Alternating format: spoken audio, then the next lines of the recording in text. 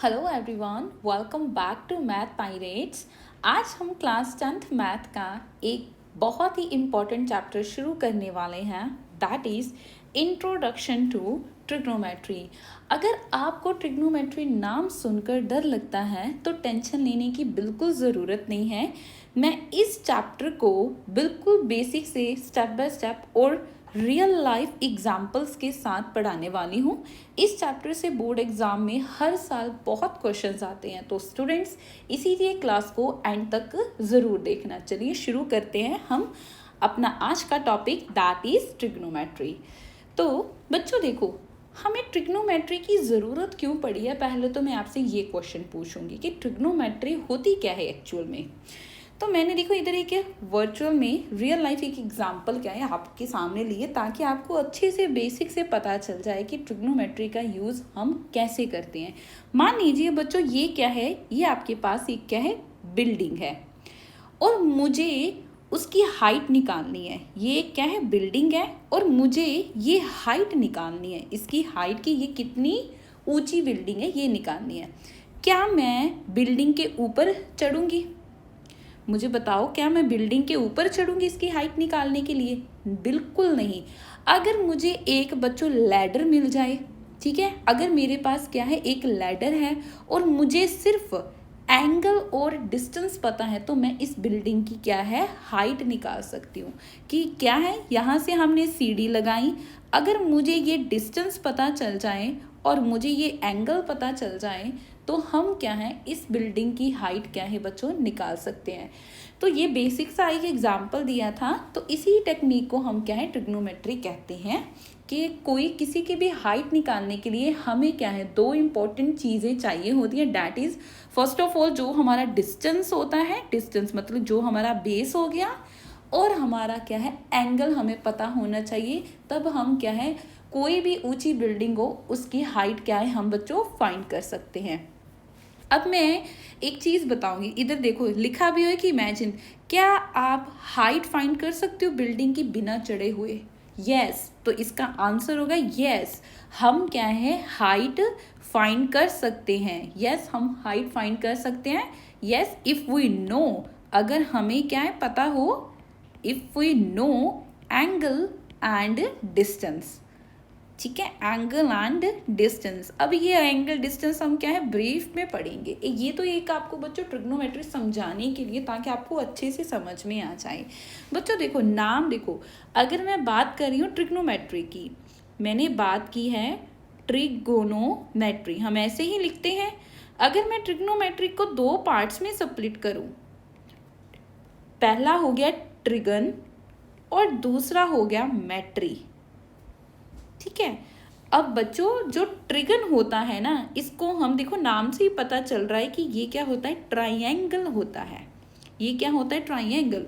और मेट्री आपको पता ही है, मेट्री मीटर मतलब आपकी मेजरमेंट। मेट्री मीनिंग बच्चों आपकी क्या हो जाती है, मेजरमेंट। तो दैट मीन्स ट्रिग्नोमेट्री का क्या मतलब हो गया, ट्राइंगल की मेजरमेंट, या फिर मेजरमेंट ऑफ ट्राइंगल लिख लो।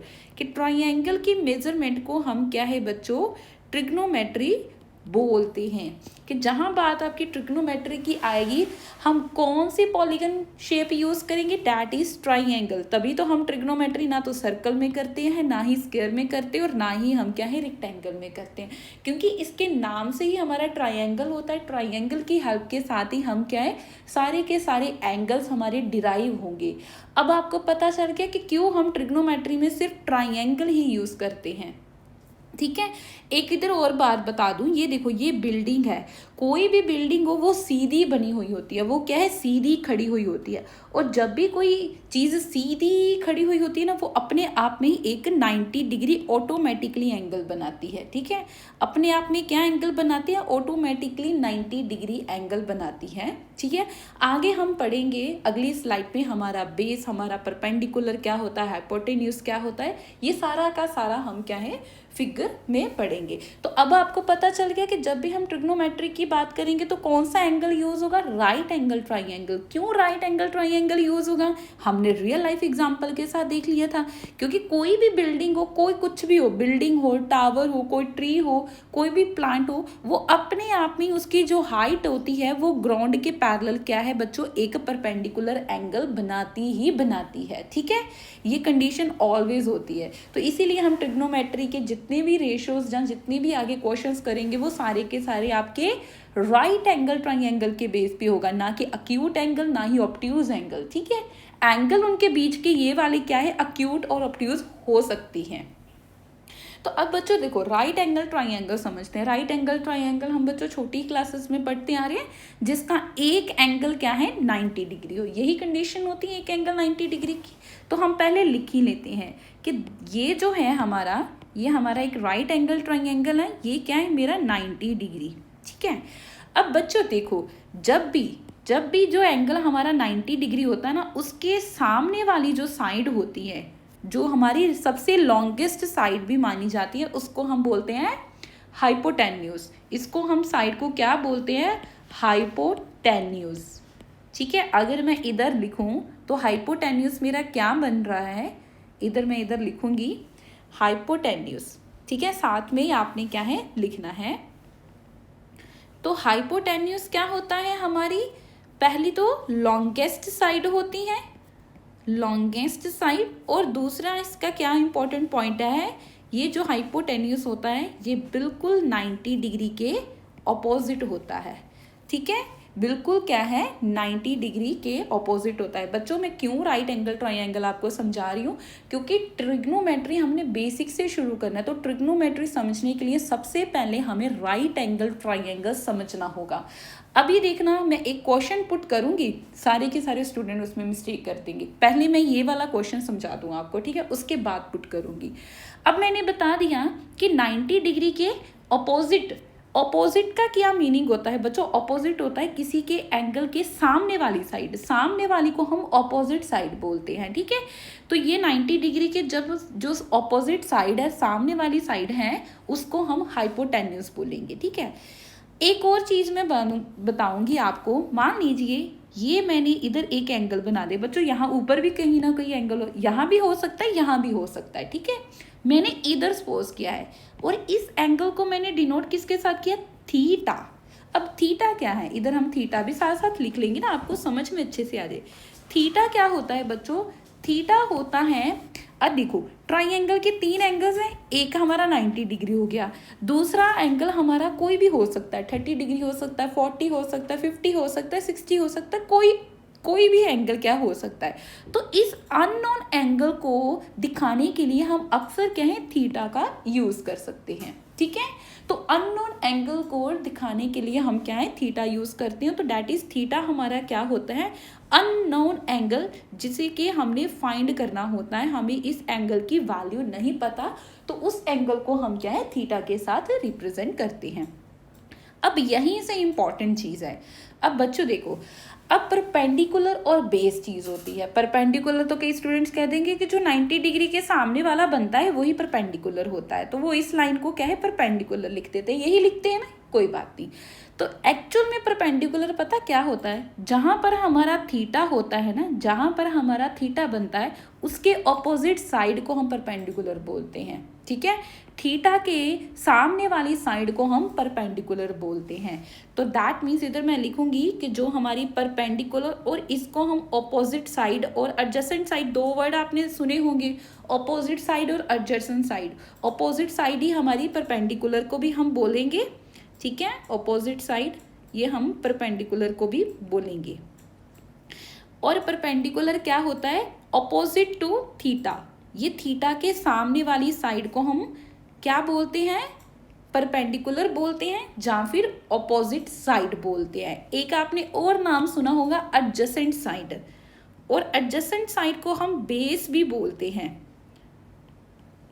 ये मैं इसीलिए बता रही हूँ कि आपका पूरा का पूरा कंफ्यूजन इधर ही बच्चों क्या है दूर हो जाए। अब बेस क्या होता है, देखिए थीटा के सामने वाली साइड को हम क्या बोलते हैं बच्चों, अपनी परपेंडिकुलर। तो ये हमारी होगी परपेंडिकुलर। ठीक है, कूलर नीचे लिख देते हैं। तो ये इसको P के साथ लिखते हैं, हाइपोटेन्यूस को H के साथ रिप्रेजेंट कर देते हैं। ठीक है, बाकी बच क्या गया, बेस। अब ये नहीं कि बाकी बच गया तो उसको ऐसे बेस लिख दो, है तो एक्चुअल में ये बेस, लेकिन इसकी डेफिनेशन क्या है, जो बेस होता है ना वो क्या होता है, हमारा जो थीटा के पास है ना, जो साइड हमारी थीटा के पास है, हाइपोटेन्यूस को छोड़कर, देखो थीटा के पास दो साइड है, एक ये वाली है, एक ये वाली है। हाइपोटेन्यूस को छोड़कर जो दूसरी साइड है ना, उसको हम क्या है, बेस बोलते हैं। डेट इज जो थीटा के एडजेसेंट साइड होती है, इसीलिए हम बेस को हमेशा क्या बच्चों बोलते हैं, एडजेसेंट साइड, जो कि थीटा के पास होती है। तो इधर आप लिख लोगे नेक्स्ट टू थीटा, जो कि थीटा के बिल्कुल पास होती है। अब आई होप आपको समझ में आ गया होगा। ये जो चीज़ मैंने आपको समझाई है बच्चों, आई होप आपको क्या है, समझ में आ चुकी होगी। अब मैं एक क्वेश्चन पुट करूँगी। क्वेश्चन पुट करने से पहले छोटी सी फिर से ब्रीफ बता दूंगी। हमेशा राइट एंगल ट्राइंगल में एक एंगल 90 डिग्री का होता है। ठीक है, ये तो आपको पता है। 90 डिग्री के सामने वाले एंगल, सामने वाली साइड को हम हाइपोटेन्यूस बोलते हैं, और ये ट्राइंगल की सबसे लॉन्गेस्ट साइड भी होती है। कोई भी एंगल है हमारा अननोन एंगल थीटा, उसके ऑपोजिट साइड को हम परपेंडिकुलर बोलते हैं, और उसके साथ वाली साइड को हम क्या है, बेस बोलते हैं। ठीक है, सिंपल सी भाषा में ये है। अब एक चीज़ मैं आपको क्या है समझाऊंगी, पहले इसको कॉपी कर लेते हैं। ठीक है, इसको इरेज कर दें, सॉरी सारा ही हो गया, इसको अभी हम क्या है इरेज करेंगे बच्चों। तो ट्राइंगल ही हम क्या है शुरू से बना लेते हैं, कोई बात नहीं।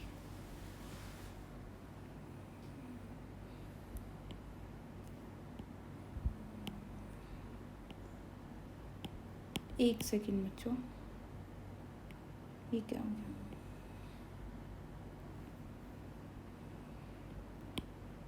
चलो ये हमने क्या है एक ट्राइंगल क्या है फिर से राइट एंगल ट्राइंगल बना लिया बच्चों। ठीक है, ये हमारा क्या है 90 डिग्री है।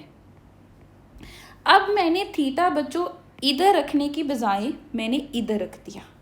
मैंने अब क्या है थीटा इधर रख दिया। अब क्या मुझे कोई बता सकता है, गेस करो, अब इस केस में मेरा हाइपोटेन्यूस, मेरा परपेंडिकुलर और बेस क्या है। अब मोस्टली स्टूडेंट्स गलती क्या करेंगे, ये 90 डिग्री के सामने वाला हाइपोटेन्यूस, ये मेरा परपेंडिकुलर, ये मेरा बेस। ठीक है, लेकिन ये गलत है, ये चीज़ क्या है गलत है। आपने कैसे, जैसे हमने समझाया 90 डिग्री के सामने वाला आपका हाइपोटेन्यूस होना चाहिए। तो डैट मीन्स ये मेरा हाइपोटेन्यूस है। ठीक है, कि ये वाली मेरी क्या है हाइपोटेन्यूस है, और थीटा के सामने वाली साइड, जो थीटा के ऑपोजिट साइड होती है, वो हमारी क्या होती है परपेंडिकुलर। अब परपेंडिकुलर बच्चों मेरा ये बन गया, और थीटा के साथ वाली जो लाइन हो गई, ये हमारी क्या बन गई बच्चों, अब बेस बन गई। तो अब आप ध्यान से देखो बच्चों, अब आप ध्यान से देखो कि जब हम इस थीटा को, इस अननोन एंगल को अगर इधर रखा तो हमारा बेस ये है, हमारा परपेंडिकुलर ये बना। लेकिन अगर हम ये थीटा इधर ना गिवन हो तो मुझे इधर गिवन हो, तो हमारा देखो बेस और परपेंडिकुलर शिफ्ट करके हैं। तो that means theta he base को और परपेंडिकुलर को क्या है डिफाइन करता है। ये चीज़ आपने क्या है बच्चों ध्यान में रखनी है। हर बार ऐसे ही नहीं करना कि ये हमारा 90 डिग्री, ये हाइपोटेन्यूज, सीधी लाइन को परपेंडिकुलर कर लो, ये बेस कर लो। बच्चों ये दोनों लाइन ही तो 90 डिग्री के परपेंडिकुलर है ना, तो थीटा डिफाइन करेगा। थीटा के सामने वाली साइड ऑलवेज आपकी परपेंडिकुलर होती है, और जो थीटा के साथ वाली एडजेसेंट साइड होती है वो हमारी क्या होती है, बेस होती है। ठीक है, ये अगर आपने कर लिया बच्चों अच्छे से, तो जैसे मैं आगे आपको क्वेश्चंस करवाऊंगी तो आपको क्या है इजीली पता चल जाएगा कि हमारा परपेंडिकुलर कौन सा है और बेस कौन सा है। क्योंकि जब हम ट्रिग्नोमेट्री रेशोस की बात करेंगे उसमें ये दोनों बच्चों बहुत ही इंपॉर्टेंट रोल प्ले करते हैं। अगर आपको ये चीज़ पता चल गई तो आपकी रेशोस का आंसर सही आएगा, नहीं तो आप सारा का सारा गलत कर दोगे। तो आई होप आपको राइट एंगल ट्राइंगल अब अच्छे से क्या है समझ में आ चुका होगा। चलो बढ़ते हम अपनी अगली स्लाइड की ओर।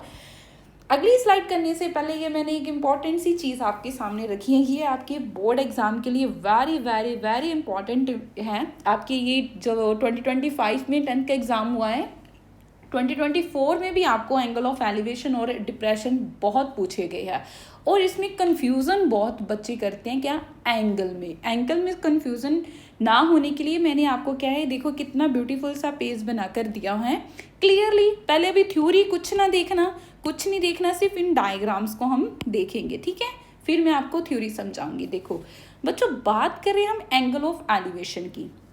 एंगल ऑफ एलिवेशन में देखो, सपोज मैं ग्राउंड में क्या है, खड़ा हूँ, ठीक है, बॉय है तो हम क्या है, जेंडर चेंज नहीं करेंगे, हम खड़ा ही बोलेंगे, ठीक है, कि सपोज मैं क्या है, ग्राउंड में खड़ा हूँ और एक बिल्डिंग के टॉप को देख रहा हूँ। ये क्या है, एक बिल्डिंग है, ये इसकी टॉप पोजीशन है बिल्डिंग की, ठीक है।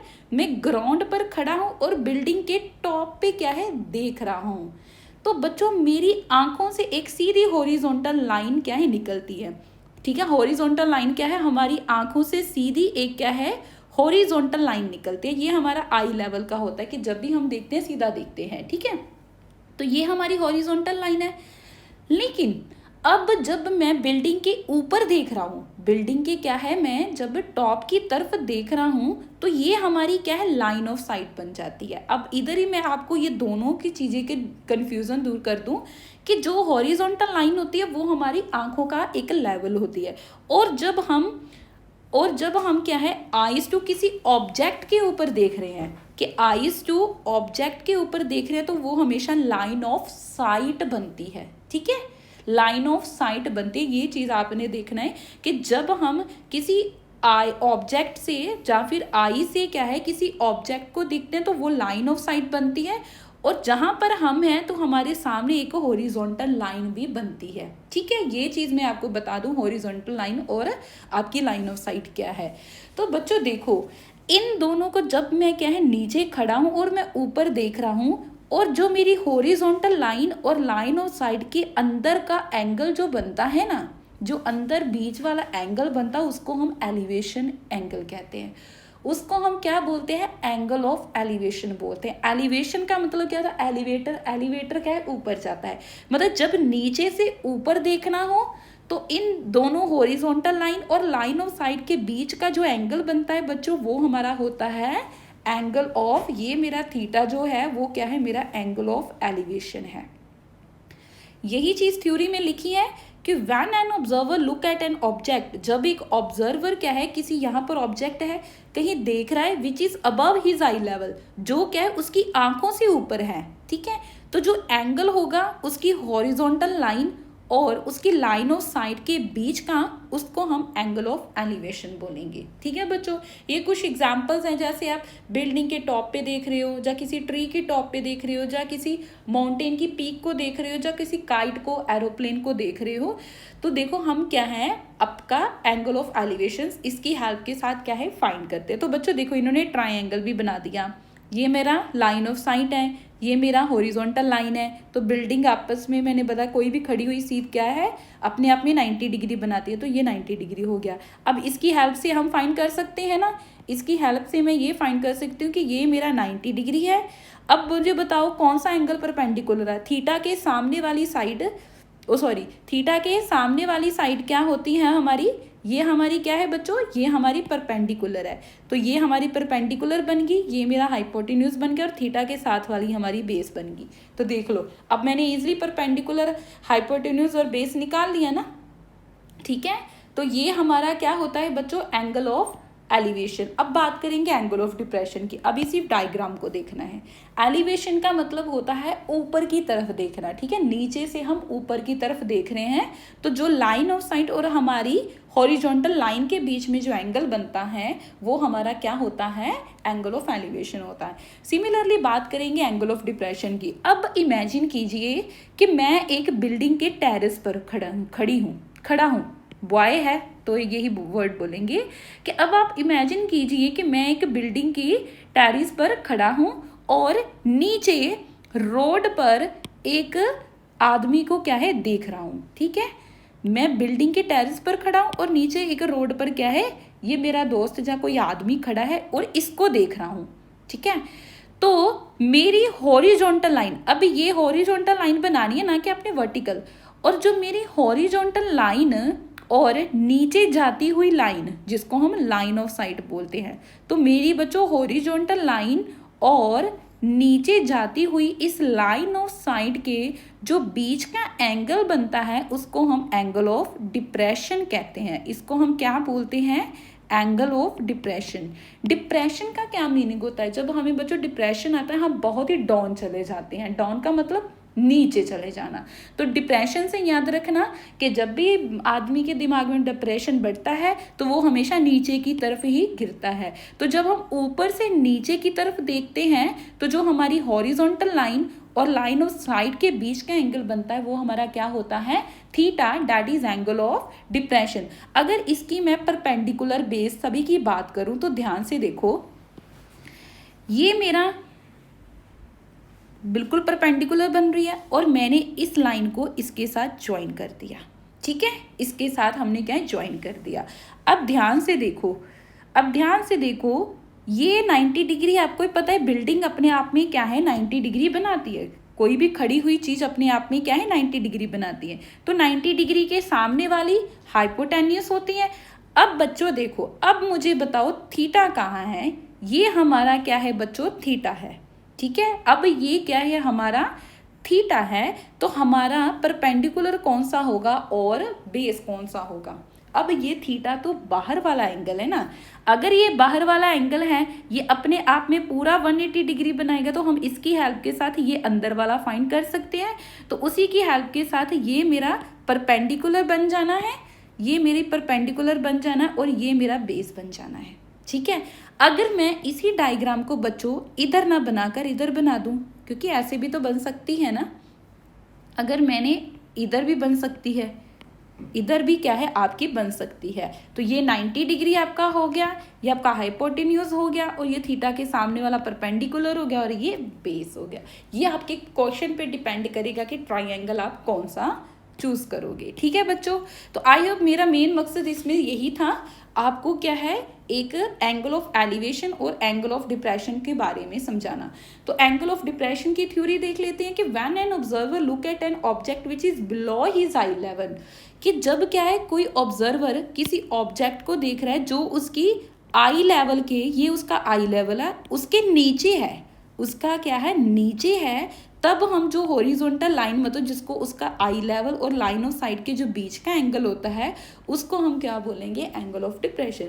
सिमिलरली जब ऑब्जर्वर क्या है अपनी आई लेवल से ऊपर की तरफ देख रहा है तो बीच वाले एंगल को क्या बोलेंगे? एंगल ऑफ एलिवेशन बोलेंगे। अब आई होप आपको एंगल ऑफ एलिवेशन और डिप्रेशन अच्छे से समझ में आ चुका होगा। ये आपका बहुत ही एक इम्पॉर्टेंट कॉन्सेप्ट है जो कि आप एक्सरसाइज के क्वेश्चंस में देखने को आपको मिलेगा। थोड़ा सा समझा दूंगी। देखिए बच्चों, जब भी एक ऑब्जर्वर की हॉरिजॉन्टल लाइन और ऑब्जेक्ट पैरेलल पोजीशन में हो, कि जैसे दे देखो कि मान लीजिए कि आपके पास दो लाइंस पैरेलल में हैं और उनके बीच आपने एंगल ऑफ एलिवेशन और एंगल ऑफ डिप्रेशन फाइंड करना है। ये दोनों लाइंस हैं आपकी पैरेलल में है। ठीक है, ये क्या है? आपकी हॉरिजॉन्टल लाइन ऑब्जर्वर की है और ये हॉरिजॉन्टल लाइन ऑब्जर्वर की एट ग्राउंड पे है, मतलब कोई ऑब्जेक्ट होगा और ये दोनों के दोनों एक दूसरे में क्या है? पैरेलल है बच्चों। तो उस केस में आपको पता है, तो ये मेरा जो एंगल बनेगा, ये मेरा क्या बनेगा? डिप्रेशन, क्योंकि नीचे की तरफ जा रहा है। और ये मेरा एंगल क्या बनेगा? ये मेरा क्या एंगल बनेगा? एलिवेशन, क्योंकि ये ऊपर की तरफ देख रहा है। ये क्या है? ऊपर की तरफ देख रहा है, तो ये मेरा एंगल क्या बन जाएगा बच्चों? एलिवेशन बन जाएगा। तो इस केस में जब दो लाइंस पैरेलल हो तो जो हमारे एंगल ऑफ डिप्रेशन और एंगल ऑफ एलिवेशन है वो बच्चों इक्वल होते हैं। इक्वल क्यों होते हैं? क्योंकि ये क्या है? ऑल्टरनेट इंटीरियर एंगल्स हैं। ये क्या है? आपके ऑल्टरनेट इंटीरियर एंगल्स है बच्चों। जी हमने ऑलरेडी ज्योमेट्री में ये कॉन्सेप्ट आपको क्या है? समझाया था। ठीक है, ट्रांसवर्सल लाइन याद आ गया कुछ कंसेप्ट? दो पैरेलल लाइन के बीच की ट्रांसवर्सल लाइन। ठीक है, ट्रांसवर्सल लाइन क्या होती है आपको ही पता है? दो पैरेलल लाइंस को बीच में जो लाइन कट करती है वो आपकी ट्रांसवर्सल लाइन होती है और उनके बाहर वाले जो इंटीरियर एंगल्स बनते हैं वो एक दूसरे के इक्वल होते हैं। ठीक है बच्चों, अब देखना मेमोरी ट्रिक वही चीज़ है। जब ऊपर की तरफ देख रहे हो, तो एंगल ऑफ एलिवेशन बनता है। जब नीचे देखते हो डाउन से डिप्रेशन याद रखना है। ठीक है, ऑलवेज रिमेंबर बच्चों, ये मैंने इसीलिए स्टार लगा कर लिखा है कि दोनों ही एंगल्स आपकी हॉरिजॉन्टल लाइन से बनते हैं। देखो हॉरिजॉन्टल लाइन से ही आपके दोनों एंगल्स क्या है बच्चों बन रहे हैं। ऑलवेज रिमेंबर करना है कि दोनों के दोनों एंगल्स आपके कहाँ से मेजर्ड होते हैं, हॉरिजॉन्टल लाइन से। हॉरिजॉन्टल लाइन दैट इज हमारा जो आई लेवल होता है। ठीक है बच्चों, चलो हम जल्दी से अब आगे पढ़ते हैं हमारी जो इम्पोर्टेंट टॉपिक है ट्रिग्नोमेट्री रेशोज का। अब रेशोज पढ़ने से पहले मैं एक क्या है ट्राइंगल आपके सामने बनाऊंगी। ठीक है, ये हमने क्या है बच्चों एक ट्राइंगल बना लिया है।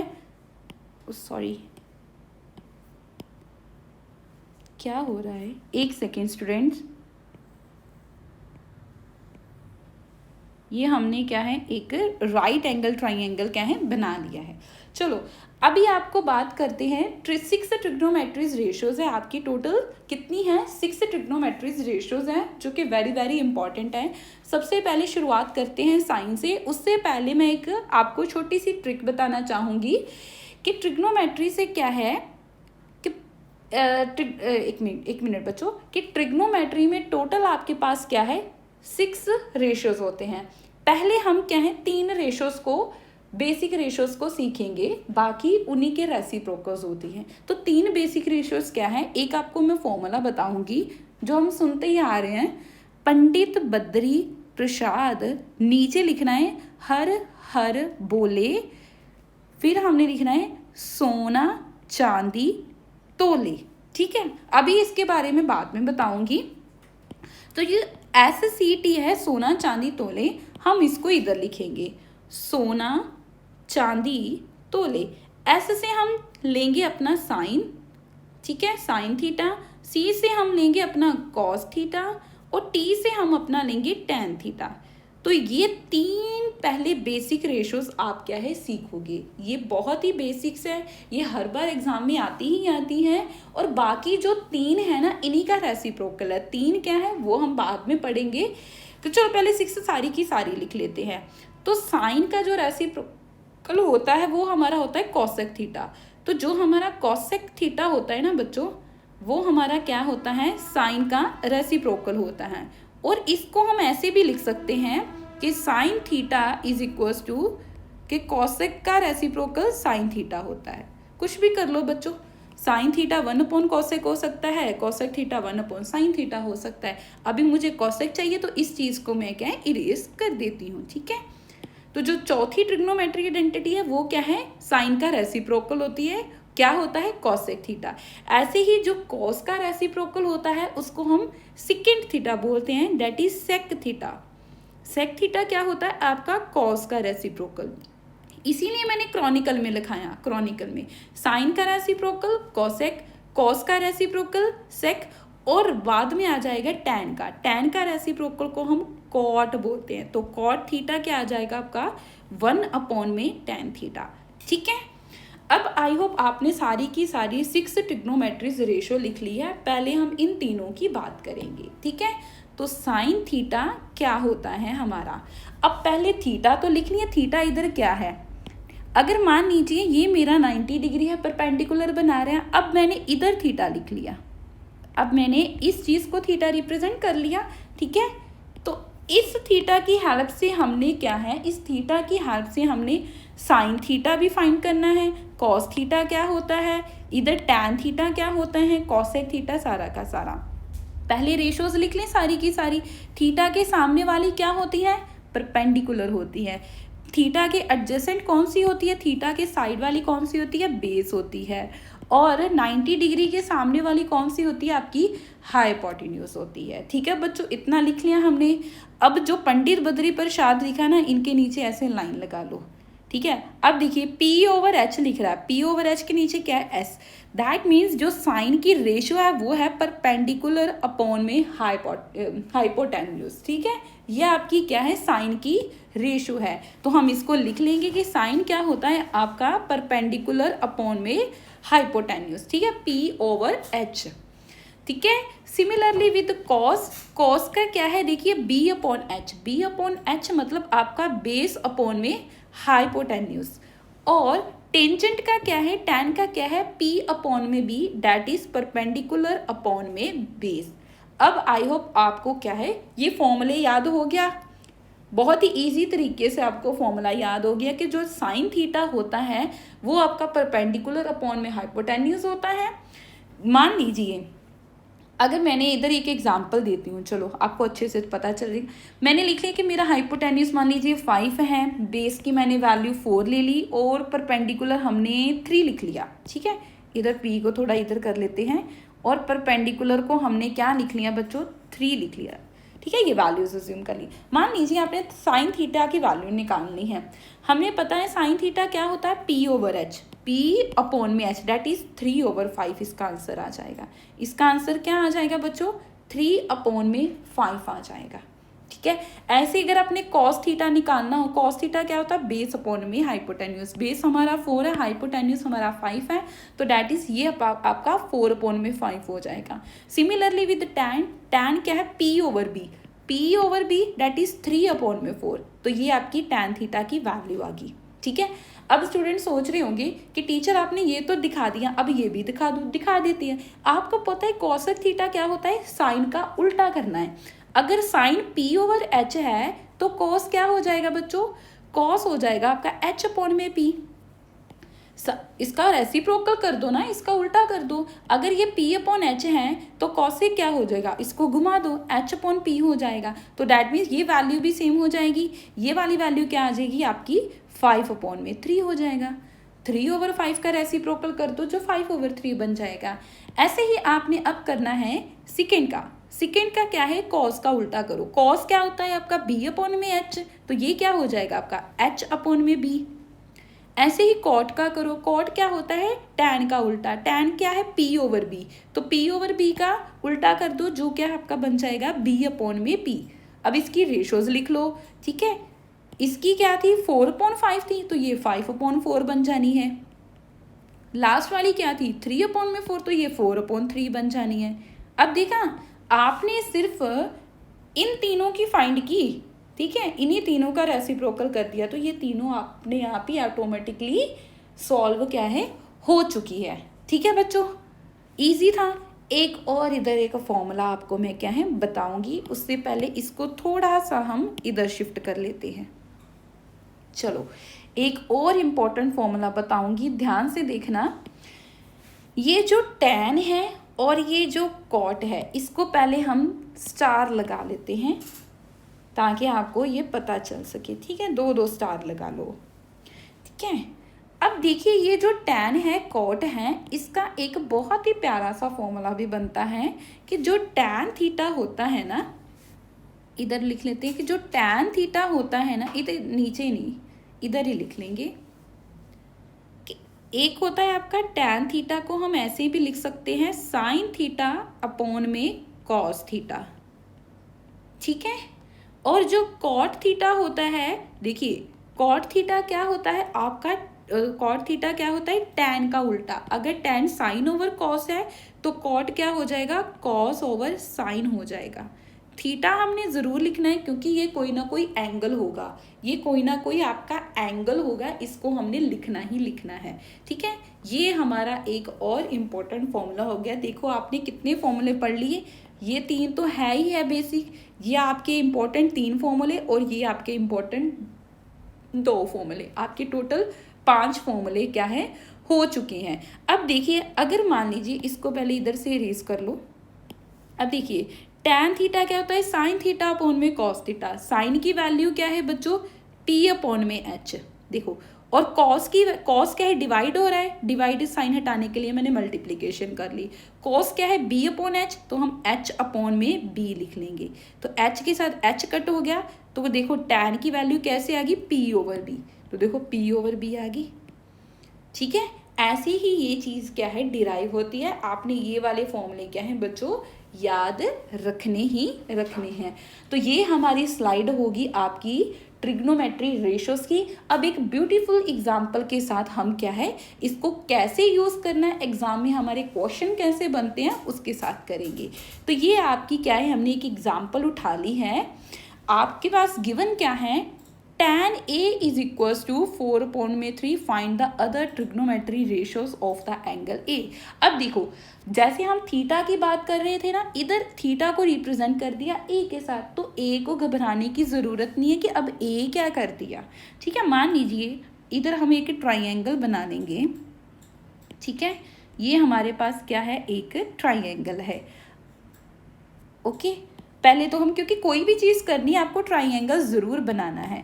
अगर मैंने ये 90 डिग्री लिख लिया, अब इसको हम थीटा करते थे, इधर मैं A लिख लूँगी। अब क्यों A लिखा मैंने, क्योंकि A लिखा है तो हमारा ये A हो गया।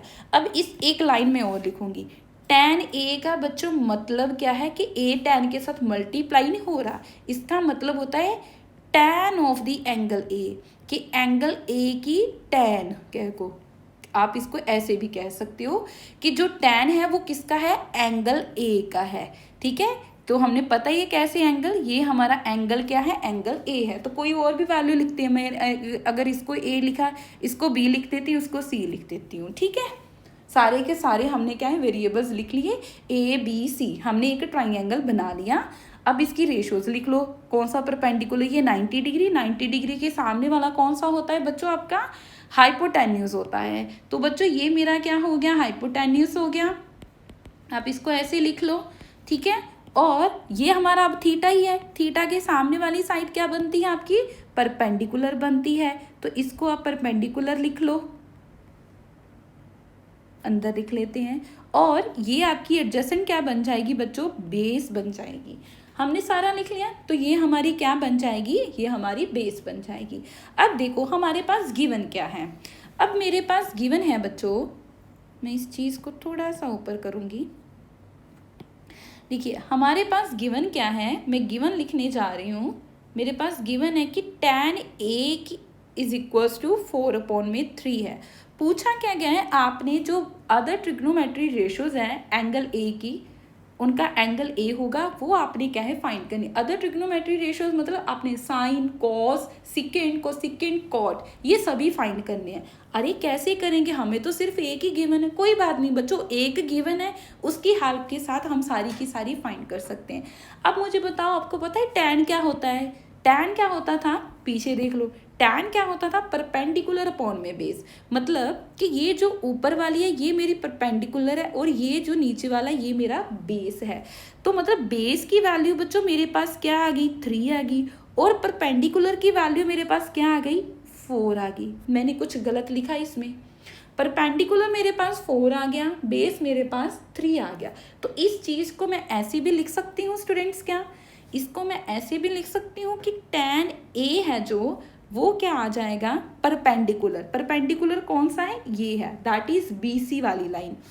तो tan A is equals to BC upon में 3 क्या है, बेस, बेस क्या है, ये AB वाली लाइन। तो मैं BC अपॉन में AB लिख सकती हूँ, इज इक्वल्स टू 4/3।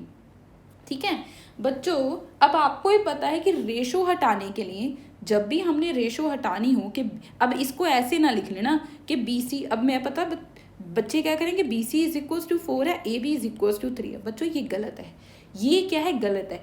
जब भी रेशो होती है ना, रेशो का मतलब होता है कि ये लाइन 4 रेशो समथिंग है कुछ, और ये वाली लाइन 3 रेशो समथिंग है कुछ, मतलब इनके साथ कुछ ना कुछ एक कांस्टेंट नंबर आप लिखोगे। ठीक है, तो इसको ऐसे नहीं लिखना, इसको हम कुछ ना कुछ कांस्टेंट नंबर लिखेंगे। तो मैंने लेट कर लिया कि जो BC है वो 4K के इक्वल है, एंड जो मेरा AB है उसको मैंने 3K लिख लिया। सेम कांस्टेंट नंबर लिखोगे, ठीक है, कि कुछ ना कुछ K के इक्वल है। जब भी आपने रेशो हटानी हो और इक्वल्स टू प्रूफ करना हो, आप कोई ना कोई कांस्टेंट नंबर लिख लो, K लिख लो, M लिख लो, N लिख लो, आपकी मर्जी, आप कोई भी लिख सकते हो। ठीक है, तो हमने K एक कांस्टेंट नंबर दोनों के साथ लिख लिया। अब बच्चों आपको पता, आपके पास ये साइड गिवन है, ये साइड गिवन है, तो हमने ये साइड फाइंड करनी है। तो कैसे करेंगे, कुछ याद आ रहा है क्या, पाइथागोरस थ्योरम। तो हम यूज क्या करेंगे इस केस में, बाय यूजिंग, हम लिखेंगे कि by using Pythagoras theorem. By using Pythagoras theorem, Pythagoras theorem हमसे कहती क्या थी, ये हमसे कहती थी कि जो मेरा हाइपोटेन्यूज का स्क्वायर होता है वो किसके इक्वल होता है, परपेंडिकुलर के स्क्वायर प्लस बेस के स्क्वायर। तो हाइपोटेन्यूज मेरा क्या है बच्चों, जो हाइपोटेन्यूज है वो हमारा क्या है, हाइपोटेन्यूज दैट इज AC। तो मैं लिख लूंगी AC स्क्वायर, और परपेंडिकुलर क्या है, परपेंडिकुलर अभी हम देख रहे हैं, परपेंडिकुलर हमारा क्या है, दिस BC। तो AC is equals to this BC का स्क्वायर प्लस बेस हमारा क्या है, दिस AB, तो AB का स्क्वायर। जो जो वैल्यूज हमारे पास हैं हम उनको लिख लें। हमारे पास BC है, AB है, मैंने इधर पुट कर दी, तो ये हो जाएगा आपके पास AC का square is equals to 4K का स्क्वायर प्लस AB क्या है आपके पास 3K का होल स्क्वायर। ये AC square as it is ही रहने दो, 4 4 जा 16 और K स्क्वायर हो जाएगा, 3 3 जा 9 और K का स्क्वायर हो जाएगा। ओके बच्चों, अब दोनों को ऐड कर दो, ये AC का square is equals to 16 plus 9 कितना होता है, 25K का स्क्वायर। ठीक है, क्या इसको मैं ऐसे लिख सकती हूँ, AC square is equals to, आपको पता है 5 5 जा 25 होता है, तो मैंने 5K का पूरा होल स्क्वायर कर दिया, क्योंकि जब आप स्क्वायर ओपन करोगे तो 525 बन जाएगा, K स्क्वायर रह जाएगा। अब दोनों साइड का स्क्वायर हम कैंसिल आउट कर सकते हैं, यस हम कर सकते हैं। तो AC की वैल्यू बच्चों मेरे पास क्या आ गई, 5K आ गई। दैट इज जो मेरा H है, हाइपोटेन्यूज है, उसकी वैल्यू मेरे पास आ गई 5K। यही बात है, हाँ आ गई, चलो ठीक है। अब हम पहले फाइंड करते हैं बच्चों साइन। अब हम पहले फाइंड करेंगे साइन। हमें पता है, अब इधर साइन थीटा ना लिख देना, क्यों, क्योंकि हमें क्वेश्चन में देखो, क्वेश्चन में A लिखा है तो हम आंसर भी A की फॉर्म में देंगे। ठीक है बच्चों, साइन A क्या होता है आपका, पीछे देख लो अगर नहीं यार, परपेंडिकुलर अपॉन में हाइपोटेन्यूज, मतलब P अपॉन H। तो साइन आपका क्या होता है, P अपॉन H होता है। ठीक है, अब देखो P की वैल्यू हमारे पास क्या थी, जाए इसको आप ऐसे लिख लो कि P हमारा क्या है, परपेंडिकुलर हमारा क्या है BC, और H हमारा क्या है AC। ठीक है, इज इक्वल्स टू, अब आपके पास BC की वैल्यू है, यस है, BC हमारे पास 4K है, हमने लिख लिया, और AC हमारे पास क्या अभी हमने फाइंड किया, डेट इज 5K, हमने लिख लिया। K के साथ K कैंसिल हो गया, इसकी वैल्यू आ गई 4 अपॉन में 5 आ चुकी है, दैट इज साइन A आपका क्या है, 4 अपॉन में 5 हो गया। सिमिलरली हम फाइंड करेंगे कॉस A की वैल्यू। कॉस A क्या होता है आपका, B अपॉन में H। बेस आपका क्या है बच्चों, AB है, H आपका क्या है, H आपका AC है, तो वैल्यूज को सब्सटीट्यूट करो। AB आपके पास क्या है, 3K है, और AC आपके पास क्या है, 5K है, तो हमने लिख लिया 3K अपॉन में 5K। K के साथ K कैंसल आउट हो गया, आपका आंसर क्या आ गया, इस केस में आपका आंसर आ गया 3 अपॉन में 5। ठीक है बच्चों, आपने साइन भी फाइंड कर लिया, आपने कॉस भी फाइंड कर लिया। टैन तो हमें ऑलरेडी ही गिवन था, बाकी 3 कौन सी रह गई हैं, बाकी रह गई है हमारे पास, पहली रहती है कॉसेक। कॉसेक ए क्या होता है बच्चों, साइन का उल्टा, डेट इज 1 अपॉन साइन ए। अगर साइन ए बच्चों हमारे पास क्या है, साइन ए अगर मेरे पास 4 अपॉन 5 है, तो डेट इज जी, उसको ऑपोजिट कर दो, 5 अपॉन में 4 हो जाएगा, है ना इजी। अगला क्या आपका आ जाता था, अगला आपका आता था सिकेंट। सिकेंट ए क्या होता है आपका, कॉस का उल्टा, आपका कॉस का उल्टा। कॉस की वैल्यू क्या है स्टूडेंट्स, कॉस की वैल्यू है मेरे पास 3 अपॉन में 5, तो इसका रेसिप्रोकल कर दो, ये 5 अपॉन में 3 बन जाएगा। तो ये मेरा सिकेंड की वैल्यू क्या है बच्चों, आ चुकी है। एंड लास्ट वन इज क्या रह गया हमारा, cotangent, that is cot A. Cot A क्या होता है आपका, टैन का रेसिप्रोकल। टैन की वैल्यू हमें गिवन थी, क्या थी टैन की वैल्यू हमें गिवन, हमें टैन की वैल्यू थी 4 अपॉन 3 गिवन, तो ये इसको घुमा दो, ये 3 अपॉन में 4 हो गया, है ना इजी। तो ये आपका क्या है, आंसर हो चुका है। ये आपकी एनसीईआरटी में ही एग्जाम्पल 1 उठाई हुई है, तो देखो कितना ब्यूटीफुल सा हमने क्या है इसको लिख कर दे दिया है। तो देखो आपको सिर्फ एक ही ट्रिग्नोमेट्री रेशो गिवन थी, आपने उसकी हेल्प से जो रेस्ट ऑफ की 5 ट्रिग्नोमेट्री रेशोज थी ना, वो आपने क्या है बच्चों फाइंड कर ली।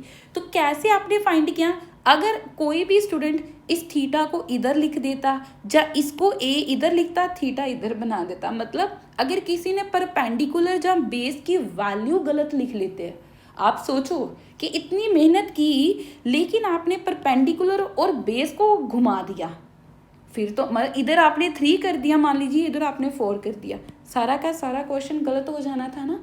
तो इसीलिए मैंने इतना जोर दिया था आपको स्टार्टिंग में राइट एंगल ट्राइंगल समझाने में, थीटा को अच्छे से डीपली समझाने में, ठीक है। अब मैं आपके पास एक होमवर्क क्वेश्चन दूंगी, आपने वो मुझे कमेंट सेक्शन में बताना है। अब मैं होमवर्क क्वेश्चन देने जा रही हूँ। आपके पास एक होमवर्क क्वेश्चन है, that is if cos A is equals to 4/5 है। अब cos की वैल्यू गिवन है, आपने क्या है, आपने फाइंड करना है ऑल अदर ट्रिग्नोमेट्रीज रेशो। आपने जो rest of the trigonometry ratios है ना बच्चों, वो आपने क्या है फाइंड करनी है, ठीक है। तो ये आपका क्या है, एक होमवर्क क्वेश्चन है।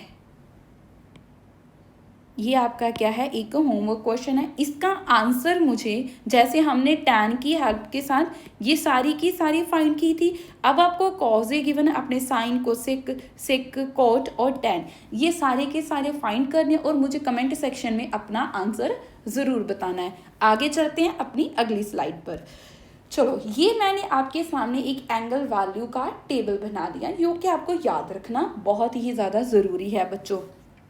देखो, ट्रिग्नोमेट्रीज रेशो ये हमने सारी की सारी दे दी है। 6 हम पढ़ते हैं, साइन कॉस टैन। कॉस क्या होता है, साइन का रेसिप्रोकल। सेकंड क्या होता है, कॉस का रेसिप्रोकल। और कॉट क्या होता है, टेंजेंट का रेसिप्रोकल। अब हमने एंगल फाइंड करनी है, जो हम बार बार ये थीटा लिखते हैं ना, ये वाला है। ये एंगल्स कैसे फाइंड करने हैं, ये होते हैं हमारे पास 5 इंपॉर्टेंट होते हैं, जिनकी 5 की रेशोज, 5 एंगल्स की वैल्यू हमें बताइए। That is 0 degree, 30 degree, 45 degree, 60 degree और 90 डिग्री। 90 डिग्री तक ही है एंगल, क्यों, क्योंकि राइट एंगल ट्राइंगल की बात कर रहे हैं, तो अप टू 90 डिग्री तक का हमारा टेबल बना है। तो डिग्री की फॉर्म में इसको ऐसे लिखते हैं, रेडियन की फॉर्म में हम इसको ऐसे लिखते हैं। आपको ही पता है कोई भी एंगल जो पाई होता है वो क्या होता है, पाई आपका क्या होता है बच्चों, पाई होता है आपका 180 डिग्री। तो देखो, पाई अपॉन 6 करो तो 180 डिग्री अपॉन में 6 करो तो ये बन गया ना 30 डिग्री। तो दैट मीन्स इस 30 डिग्री को अगर मैंने रेडियन में लिखना हो तो मैं पाई अपॉन में 6 लिखूंगी। अगर मैंने 45 डिग्री को रेडियंस की फॉर्म में लिखना तो मैं पाई अपॉन 4 में लिखूंगी। अगर 60 डिग्री को रेडियन के फॉर्म में लिखना है तो पाई अपॉन 3 में लिखूंगी। ऑपोजिट करो, 30 डिग्री के नीचे 6 करो, 60 डिग्री के पाई के नीचे 3 आ रहा है, ठीक है बच्चों। और 90 डिग्री को लिखना है तो हम पाई अपॉन में 2 करेंगे, क्योंकि 180 डिग्री का हाफ ही आपका 90 डिग्री होता है। आई होप आपको डिग्री और रेडियन समझ में आ चुका होगा। अब आगे देखो, अब जो साइन जो 0 डिग्री होता है ना, साइन 0 डिग्री पे वैल्यू क्या होती है, 0 होती है। आपका क्वेश्चन आ जाए साइन 0 डिग्री की वैल्यू क्या है, तो आप उसका आंसर लिखोगे 0। ये आपको बच्चों लर्न करनी ही पड़ेगी। बस आपने सिर्फ ये साइन वाला लर्न कर लो, सिर्फ ये साइन वाला लर्न कर लो, बाकी ये सारा का सारा मैं अभी आपको बता दूंगी कि कैसे करना है। तो देखो, मैंने तो इसको पता नहीं, कई टीचर पता नहीं कैसे फिंगर्स के साथ टिप्स बताते हैं, मुझे तो बच्चों वो बिल्कुल नहीं याद होती। मैंने तो ऐसे ही याद किया था कि 0 है, फिर हाफ है, फिर देखो फिर भी हाफ है बट 2 का रेसिप्रोकल, फिर 2 का स्क्वायर रूट कर देना, फिर देखो बेस में तीनों के डिनोमिनेटर में 2 है, बस 45 पे स्क्वायर रूट है, और ऊपर सभी का 1 है, सिर्फ 60 डिग्री में √3 है। 60 का √3 करना आपने ऊपर। मुझे तो बच्चों ऐसे याद है, आपको जैसे भी याद करनी है ना आप वैसे कर सकते हो। तो साइन 30 डिग्री 1/2 होता है, 45 डिग्री 1/√2 होता है, 60 डिग्री √3/2 होता है, और 90 डिग्री 1 होता है। तो आपने सिर्फ साइन थीटा याद रखना है, साइन थीटा की सारी की एंगल की आपने वैल्यू याद कर ली। अब कॉस क्या है, कॉस पता क्या करना है आपने, जैसे इधर आप इधर जा रहे हो ना, कोस को इधर ऐसे वैल्यूज लिख लेनी है कि जो साइन 90 डिग्री की वैल्यू वो कोस 0 डिग्री की वैल्यू है, जो साइन 60 डिग्री की वैल्यू है देखो वो कोस 30 डिग्री की वैल्यू है। साइन 45 और कॉस 45 बिल्कुल इक्वल है, और जो साइन 30 डिग्री की वैल्यू वो आपकी कॉस 60 डिग्री की वैल्यू है, और जो साइन 0 डिग्री की वैल्यू है वो कॉस 90 डिग्री की वैल्यू है। देखो चेंज कर देना है, ऑर्डर चेंज कर देना है। इसको आपने इधर से ऐसे लिख दिया कॉस पे, समझ में आई बच्चों बात। तो ये आपने देखो साइन का याद किया, कॉस का आपको ऑटोमेटिकली हो गया। अब टेंजेंट का क्या होता है, टैन का आपको मैंने इंपॉर्टेंट फॉर्मूला बताया था। टैन क्या होता था, टैन होता था बच्चों आपका साइन थीटा अपॉन में कॉस थीटा, यही होता था। टैन क्या होता था? साइन थीटा अपॉन में कॉस थीटा। तो बच्चों देखो डिवाइड कर दो, सारे को डिवाइड कर दो, यही है। तो 0 अपॉन में 1 0 आएगा, 1 अपॉन में 2 डिवाइड किया √3 अपॉन में 2, तो 2 के साथ 2 कैंसिल हो जाना है, तो 1 अपॉन √3 आपका आंसर आ गया। सिमिलरली ये √2 के साथ √2 कैंसिल हो गया, 1 आ गया। अब 2 के साथ 2 कैंसिल हो जाना है, √3 आ गया। 1 डिवाइड बाई 0, डिनोमिनेटर में अगर 0 आ जाए तो टर्म आपकी नॉट डिफाइंड आती है। तो जब भी टैन थीटा आपका 90 डिग्री हो, कि टैन 90 डिग्री की वैल्यू क्या है, अगर आपसे पूछा जाए कि टैन 90 डिग्री क्या है, तो उसका आंसर आप लिखोगे नॉट डिफाइंड, ठीक है। सिमिलरली अगर आ जाए कि टैन 45 डिग्री क्या होता है, तो टैन 45 डिग्री ऑलवेज 1 होता है।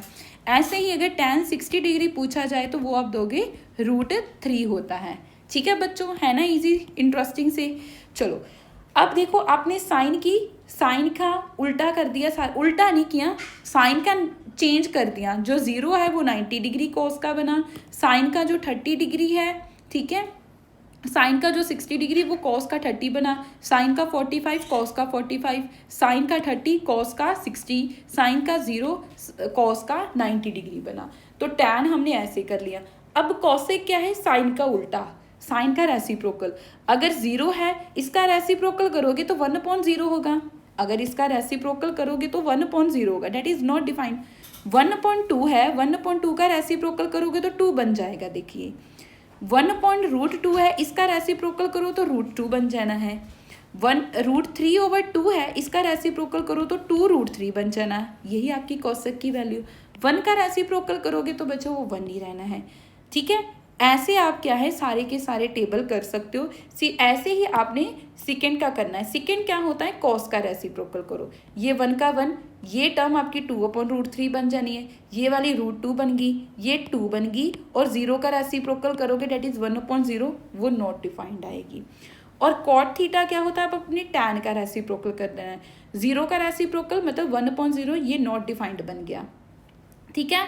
और जब आपने 1/√3 किया, ये √3 बन गया, ठीक है। अब इसका रेसिप्रोकल किया, ये बन गया, √3 किया तो 1/√3 हो गया, 0 हो गया।